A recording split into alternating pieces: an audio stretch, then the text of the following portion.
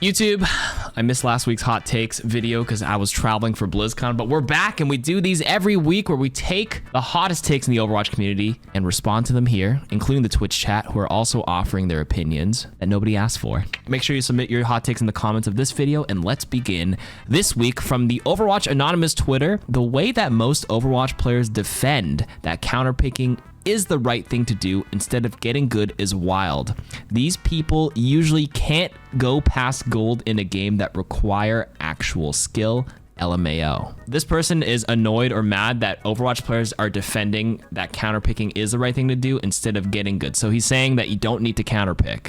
Is that what I'm saying? Is that what, or counterpicking requires no skill? What am I reading here? They're saying never swap. Now, one thing I'll say with I'm trying to decipher. I don't even know what it means either. Oh, so they're saying if you're getting owned, you should swap instead of getting good. Oh, he's saying you shouldn't need to counterpick in a video game. This is honestly not the hottest take in the world then, if that's the reasoning for it. Because there are times if there are 5 enemies on the team that are playing a hero that tend to do well against your abilities, that can be frustrating, and that is a good time to swap. But if it's just like one matchup or even 2 that's not in your favor, you can still win that for sure. You don't actually have to swap right away. Mostly tank players think that if they pick one tank that's counters you have to swap, and that's actually false. If it's one tank, you can play around it. If it's a Reinhardt and they're playing Orisa, it can be a little annoying, but if they're not running Mei, Bastion, and like Bap Lucio or something, or Bap Zen or something, you can work around one hero. At the end of the day, you can play what you want, and you'll probably still have like a relatively decent win rate. Might not have fun doing it, but you can still definitely win. You don't need a counter swap every single time. Actual hot take. The game needs to focus on custom workshops like Fortnite did. They need to expand it greatly and let it become the main focus of the game. Blizzard won't make LTMs that are actually fun and replayable, so let the player base do it for them. Mild take, I wouldn't say the game needs to focus on custom workshops as the main focus, but a higher priority is not a bad thing. A higher priority on highlighting workshop modes. I think right now, if you do hit the custom game modes, it does highlight popular modes. That's just mostly a lot of people who play the game mode or code, and it just naturally moves up the algorithm. Like I keep seeing one dad, 11 kids on the top of like the custom game browser because a lot of people do play, and it's a fun mode. Custom game modes that get added into the arcade rotation is not a bad thing, and who knows, it can develop into like a whole new popular game mode on its own. A lot of great games out there were developed from custom mods and everything, right? Wasn't like Warcraft or Dota or whatever like a mod off of Warcraft or something like that? Like everything, there's iterations of different game modes, and then you can really find a diamond in the rough as long as you keep iterating and finding some fun stuff. Some of the best times in my life were playing like Zombies and Infection and Halo when I was a kid, and that's a custom game mode. Shout out to Cactus Puppy. He actually got his Demon Lord Reinhardt mode featured, and he need to do that more often. That was one.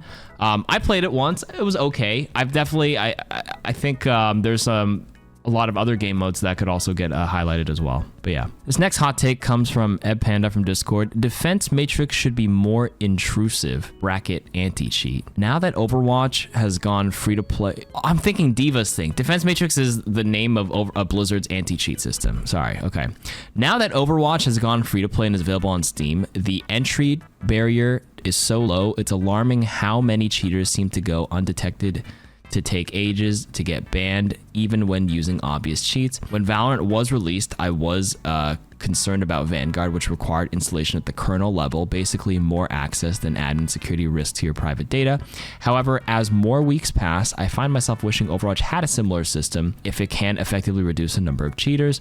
After a long day, all I want is to lose my matches fairly and not question myself if I was truly my mistake that I can't see or something. Less cheats is good for the game. No one's arguing that take, but it's just the intrusive like computer level. It's still a bit controversial for certain people. I sort of can see both sides. I personally don't mind the Valorant system where it does get into the kernel level, and if Overwatch implemented something like that, I mean, Overwatch is also a console game, Valorant is not. It would kind of, I think they needed like an anti-cheat as like a universal system. Like if there are cheaters, they would also maybe move to console, I don't know, and then they would make that situation even worse. I think the first thing they should tackle is the zimming thing on console, number one. Is it possible to develop an anti-cheat that doesn't go in the kernel level that can, you know, be effective? Even in Valorant, you can still cheat through it, and people can find a way, but I do think it is minimized in that game compared to Overwatch. But my personal opinion is I don't mind it. since I already play Valorant and I'm actually not as educated in the whole like personal security private data thing. If there was a breach, that wouldn't be good, and it's Blizzard. I'm okay with it, but I can understand why people wouldn't be. Hot take on YouTube. I actually love how aggressive the matchmaker is now. That makes the game so much better. It never feels like you're getting rolled by just one guy anymore. You still get rolled sometimes, but it feels like the team balance was just bad, bracket, or you have too many guys in your team that don't understand they can't 1v5 Overwatch. Overwatch 1, for many years, there'd be a Hanzo killing everyone, or a Widow that didn't miss a headshot, and it was undeniably clear they were smurfing, and it happened all the time. Okay, first of all, I wish people would type these with a bit more grammar, but I understand English is not everyone's first language. I had to like read that slowly to figure out what they're saying. So they're saying the hot take is they really like the aggressive matchmaker, as in there's less smurfs. I still feel like games that you will have the Hanzos and Widows killing everybody, but they don't stay there very long. The only difference is that the game is free to play now, so you just have like sheer volume of a higher volume of players themselves smurfing and whatever and playing in these matches. So you will still find these games and where we're like, you know, there's that person who's obviously just rolling the whole lobby. But theoretically, I actually agree with this take where the aggressive matchmaker, the anti-smurf, is better for the game. For example, some people, I think if you make a new account, if you're a GM player and you're smurfing in platinum, you will like skyrocket like crazy. There's actually high GM players who feel like their accomplishment in GM is diminished because you can get the GM in like 15 games now because it's a very aggressive anti-smurf system in Overwatch 2. That part is true. And I'm okay with that. I don't feel like my accomplishment of being in GM1 is soiled by somebody else. I think that's fine. That's just people feeling like, you know, it feels a little gatekeepy. But that's also one of the reasons. It's partially true. There's a lot more Grandmasters in Overwatch 2 now.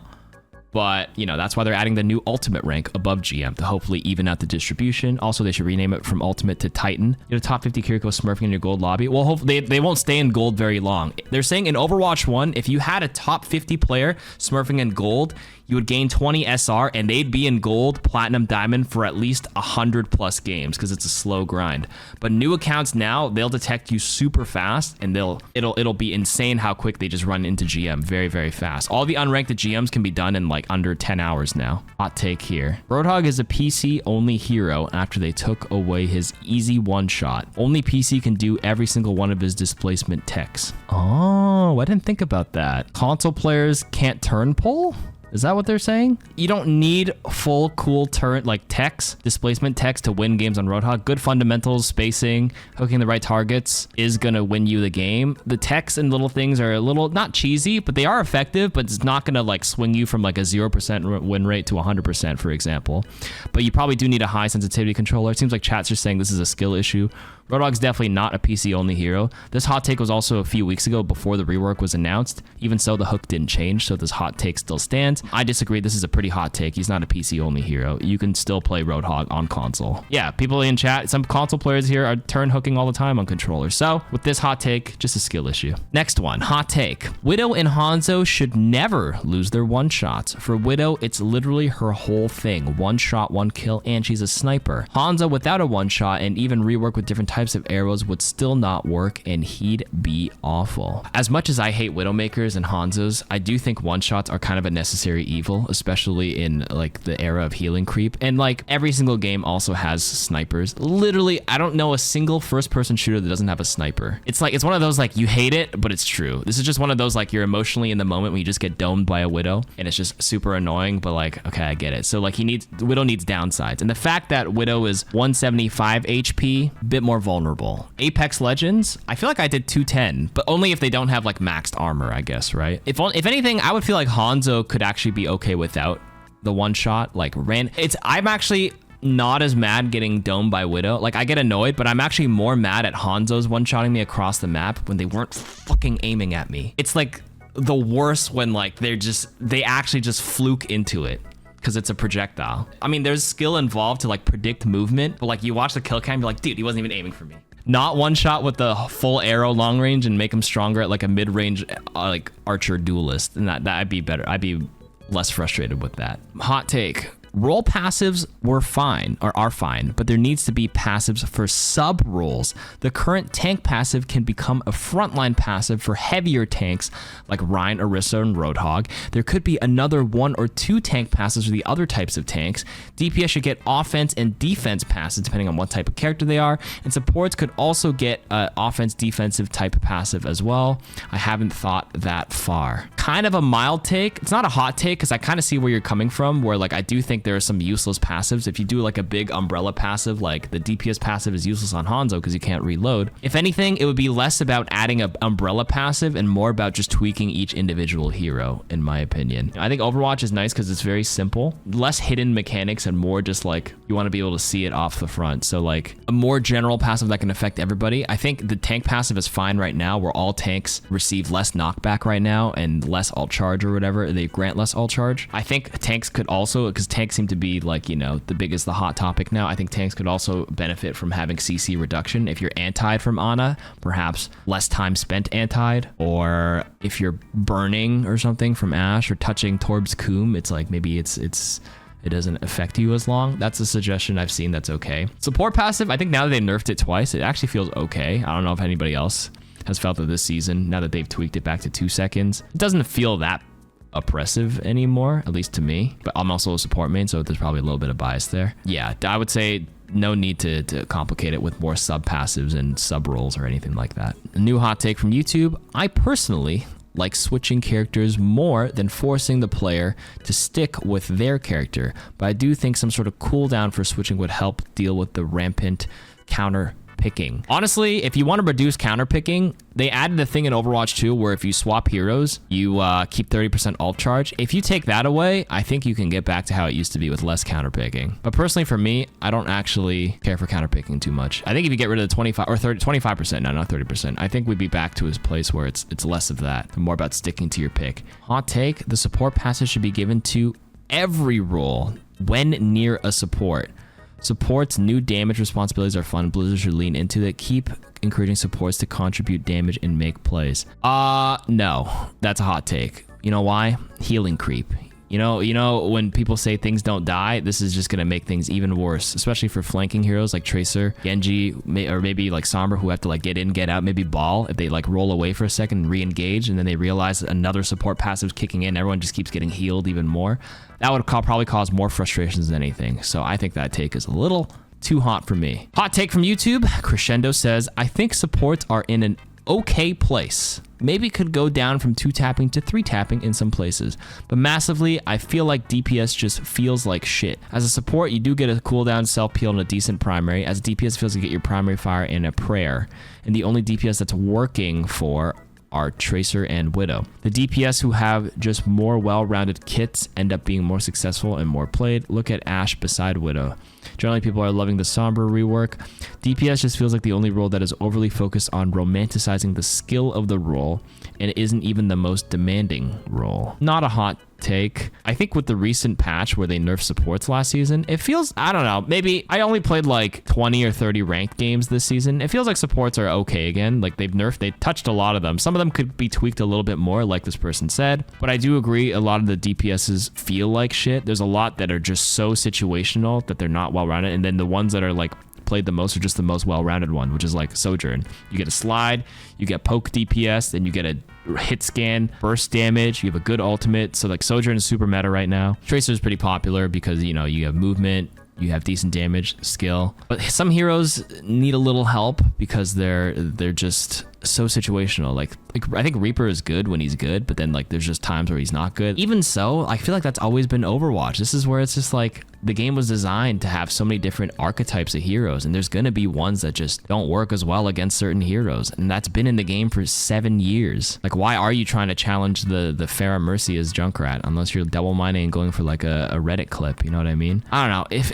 I think this is such a broad thing where it's like some DPS feels like shit. It's a very umbrella. Maybe the ones that you play specifically feel like shit right now, but I don't think all of them do feel like shit. I think some are very strong, aka Sojourn. But then this is kind of what goes back to the whole idea of swapping. People who main one hero and one hero only are the ones who complain the most because like it doesn't fit every situation anymore. Because I guess in Overwatch 1, because you had 6 people, it's like exacerbated by the 5v5 thing. If you have 6 heroes, even if you're playing a suboptimal DPS in the 6v6 environment, you can mark the other tank. There's an extra person to like farm and do damage on, so it always feels like you're contributing. In the certain matchups, it feels like you're not, you know what I mean? You just have to like pick a direction and go. In this current direction, there's gonna be complaints. You're never gonna be able to please everybody. I personally don't mind the swapping as much, but then there's some, like I said, some roles it feels more punishing than others. Some people who are in that group will feel worse than others. And I don't know if you can ever avoid that, because if you go back the other way, then there's gonna be complaints on the other side again. So like, how do you find the perfect balance here? I honestly don't know. New hot take about Sombra. Increasing Sombra's ult charge by 32% in the span of 2 seasons is insane, especially considering how EMP is not a guaranteed teamfight anymore. Did they nerf the ult charge that much? I didn't actually know that. I actually think Sombra's kind of weak at the higher levels right now. She's actually, like, if you peel for your teammates, that's her biggest weakness. She's actually pretty bad. Feels like I don't see that many Sombras right now. She gets punished so easily. So Translocator is not a guaranteed escape anymore. It's kind of traceable and everything. So Sombra ult right now is also nerfed for the damage as well. So yeah, they could probably buff it a little bit more. But I think the EMP is still a good ultimate. It's just not as powerful as before. Maybe bring it back to 35% damage. But you could probably add some power in her kit to make her more effective at the higher level. Probably something with the escape. But like, I feel like the lower rank players are still getting owned by the virus and getting like 200 to 0'd when they're not paying attention. Final hot take we have is from Twitter. Hatters says, or Taste Bofa says, as much as I love Jeff, he was one of the reasons Overwatch 1 fell off, and the game is in better hands now. The game was always held back by the original team's desire to use it as a springboard to return to Titan, rather than fully supporting the hit game they already had. I feel like takes like this are like, at the end of the day, we don't actually know truly what happened behind the scenes. So this just still feels like speculation. I think the game is in great hands with Aaron. I love Aaron. And honestly, I really like Jeff as well. I met both of them. I think they were great leaders. Was his inspiration forced by shareholders? Was it forced by Bobby? Was it like whose hands was forced where? Who had as much power to push and pull? If anything, I do feel like Jeff, based, like, again, I don't actually know who actually knows. Some people are reporting that like this is true, but who really knows unless you actually work there? That was Jeff the one that pushed back as much as he could, but then he ended up, you know, leaving because like they couldn't find an agreement with higher ups? Was he truly focused on returning back to Titan, and really was he the one that bought into the full PvE thing? And honestly, even at the time, I don't even think PvE was a bad idea. It was a little ambitious, but it could have been executed, but then other things destroyed that idea. Right now, based on what we're left with, the scraps we're left with, yes, I do think the game is in the right hands to like push the PvP and make that the priority. But at the time, I don't actually see it. Well, I didn't actually see it as a bad idea. Maybe a little early on the announcement. I think everybody at 2019 BlizzCon was like, whoa, that's early for this. Like, that's surprising. Game's only been out for 3 years. Hard to say, to be honest with you. So that's what I feel like with these takes. I don't think it's right to say like he was the reason why Overwatch 1 fell off. Was it really him? Like, he is the game director, but was it all him? I'm not a game director, but every game director that feels like they lead a good team is always just like, it's a team thing. Aaron never likes, at least Aaron now doesn't take credit for a lot of things. It's always like a team unanimous decision. They're just the front-facing person that says it, but like maybe the whole team 4 at the time, it was like a collective thing, and he's just like the spokesperson. You know what I mean? You kind of see where I'm getting there. Anyways, hard to say unless we're there. That's the takeaway point. So I think it's a pretty hot take to say he was, this is one of the reasons, but like the way it's worded makes it feel like it's a big reason, but hard to know.